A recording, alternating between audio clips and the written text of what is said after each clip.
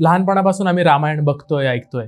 पण सीता कायम खचलेली पिचलेली दाखवली. तर सीतेबद्दल माहीत नसणाऱ्या अशा कुठल्या गोष्टी ज्या आज तुला सांगाव्या वाटतील? विशेषतः 60च्या दशकापासून ज्या पद्धतीचं रामायणाचे इंटरप्रिटेशन व्हायला लागलं आणि त्याचे ठसे माझ्याही मनावरती होते आणि त्याच्यामुळे मलाही ही सीता कायम खचलेली आणि पिचलेलीच होती.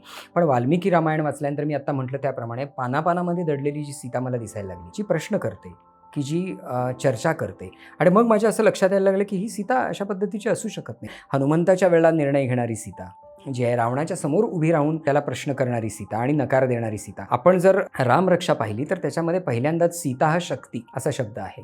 त्यामुळे आत्तापर्यंत आपल्यासमोर सीता हा शक्ती, शक्तिमान सीता आपल्यासमोर आली नाही. त्यामुळे ती धर्माचं विवेचन करते, ती नीतिशास्त्राचं, नैतिकतेचं विवेचन करते. हे करणारी सीताच आपल्यासमोर कधी आली नाही असं मला वाटतं.